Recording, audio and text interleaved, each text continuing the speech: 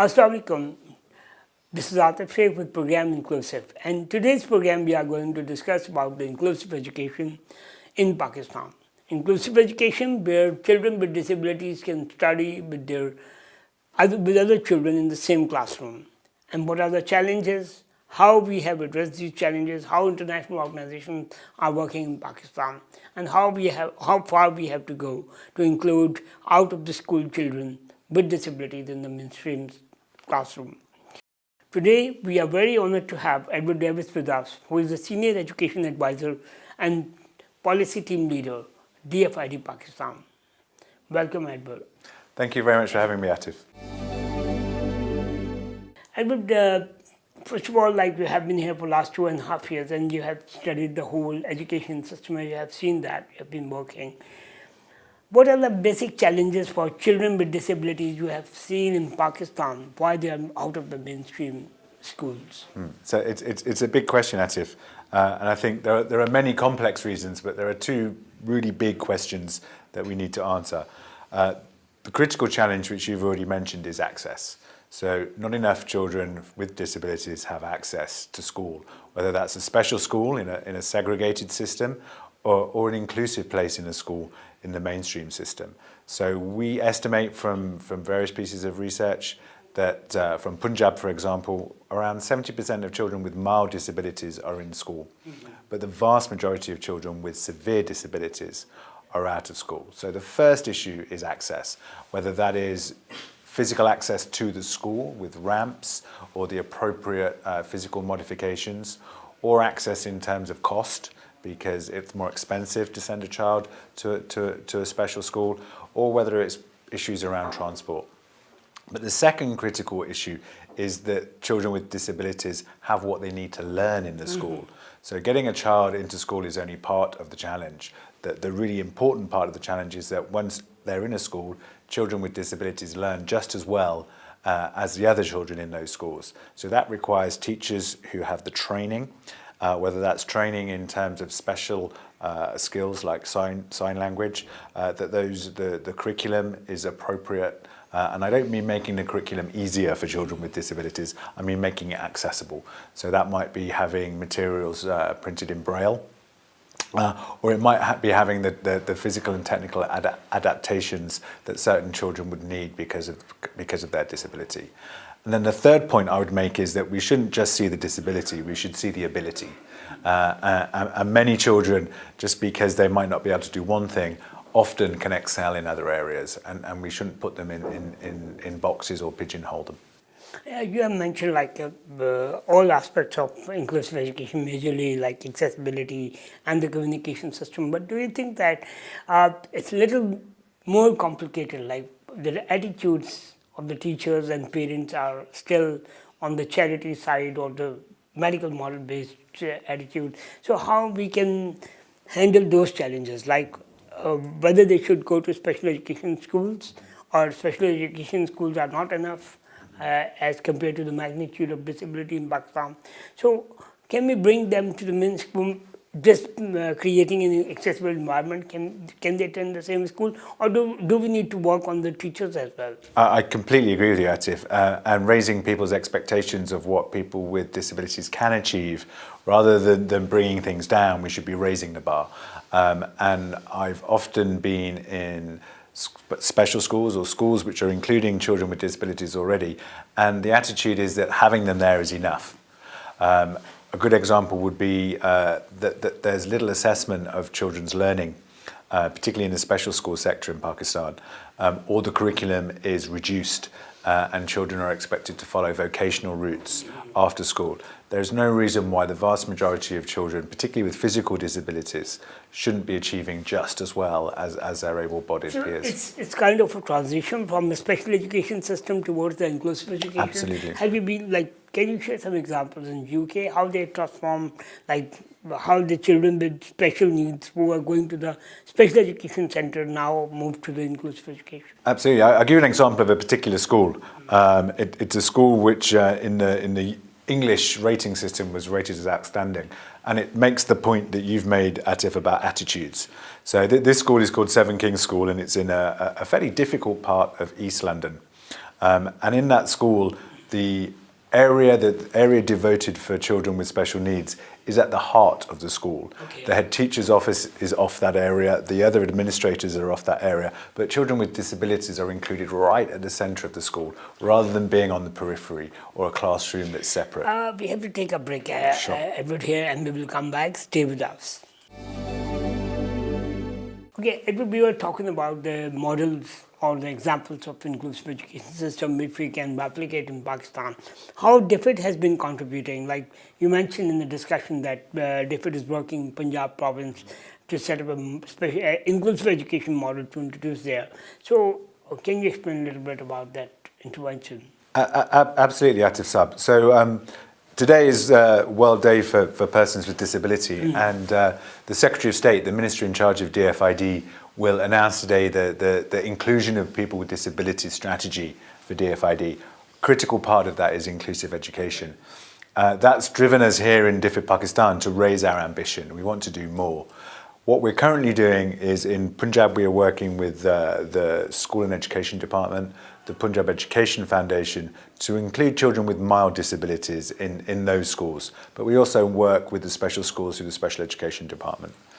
In Sindh, we work with the Family Educational Services Foundation, FESF, and deaf root schools, where we support education to those with hearing impairment. But also in our other programs in KP, we're looking at how we can start to engage to promote inclusive education and ensure that all children are learning. And one of the areas that we've also worked on is with ITA and the annual Status of Education report, which assesses children at the household level in terms of their learning. We're making that assessment accessible for children who are deaf and children who are blind by adapting the assessment materials, so we know how well children are learning and whether they're in school. That's really a significant contribution to set a trend of inclusive education. But one thing which you mentioned about the sign language, you're working with deaf reach in Karachi, in province. So while we don't have sign language at all as a language in the country, how we can teach children with hearing impairment in the mainstream schools? It's a real challenge, and I wouldn't want to get into the deaf culture debate.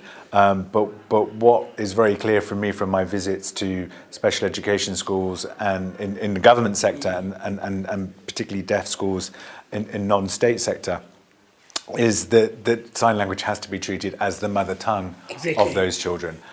Without sign language being the medium of instruction, then those children are isolated and cannot access a curriculum. Yeah, we have seen that in the schools you have mentioned in the government sector, public schools for children with hearing impairment. They are teaching to the children who are hard of hearing. They use hearing aids and they are being taught in a normal manner, with little sound, greater sound. But for those children with profound deafness, sign language teaching is not introduced yet. So it's still working, but it's not at that level which can set a language or culture in Pakistan. So anyway, what about the blind kids? Have you introduced anything particular for the children with visual impairment? I mean, visual impairment is a good opportunity to use assistive devices, whether it's dual and they technology, can go to the mainstream and they can be in the mainstream school. Yeah, so the issue remains with the children with hearing impairment and children with severe physical disabilities who can't move at all to the school.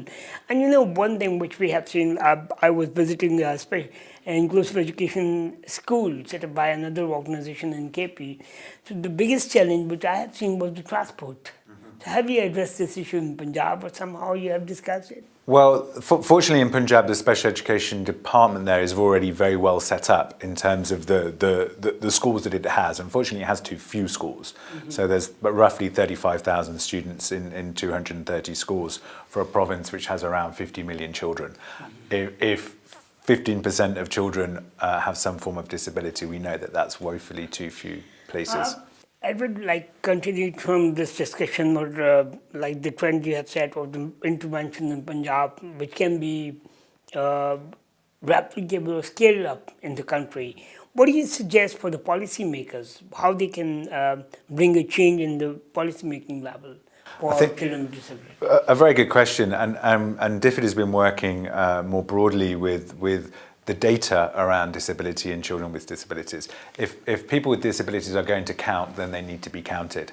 And it was interesting today at the event arranged to mark the day for persons with disabilities, that the census was mentioned and how the questions included in the census to identify people with disabilities were inadequate. So we're working very hard to make sure that the Washington Group questions, which focus on functioning For the skills. Washington Group of questions, we will continue the discussion after a short break. Stay with us. Edward, we were talking about the Washington Group set of questions and the data about children with disability. This is very unfortunate that data on disability is not available at all in Pakistan. You know, in 1998 census, it was 2.49%, and in the latest census, it was totally missed out, and they have 0.09%. And according to the UN Standard and World Report on Disability, they are 12 to 15%. So how to address this issue of the data, particularly with children with disabilities? It's a really good question, Atif, and I think very, very tellingly, when the full set of child functioning Washington Group questions were used in 2 districts in Punjab, the prevalence rate came out at exactly what the UN was talking about, 11.4%. So we know if we don't use the Washington Group questions on adult and child functioning in the major surveys, we're not going to capture the actual prevalence rate. Fortunately, there is some progress. The Demographic and Health Survey will include the full adult functioning set. The Pakistan Nutrition Survey will also use the full... Yeah, we heard that Pakistan Bureau of Statistics is interested now. Absolutely. So we'll start to get a few nationally representative surveys which will hopefully make up for the gap in the census. But yeah, you're absolutely right. Without counting children and people with disabilities, we're not going to know where we should be putting the resources to help them. Coming back to the policy question, do you think that it should be a holistic approach, like at the assessment level, but the child is identified as a disabled child, we need to integrate the health services for the assessment, social welfare to provide the social security, and then education. So what do you think then? Absolutely. I mean, what we're talking about is levelling the playing field. That you know, if we want to change attitudes, as you say, and people genuinely believe that disability is no bar to success, it just means that more scaffolding is necessary to enable that success, then all of those agencies need to be involved. Edward, it has been a wonderful discussion, but I know the time is very short, and this topic needs a lot of debate. And like introducing especially inclusive education system in Pakistan is not a quick fix, and we have to work a lot. All the departments, ministries, including health, education, social welfare, and international communities, such as DFID is doing a lot in Pakistan. Thanks very much. So these all departments and institutes have to work together. Plus, we have to include persons with disabilities themselves, like their organizations, DPOs, to make a joint effort, and so that we can introduce an inclusive culture.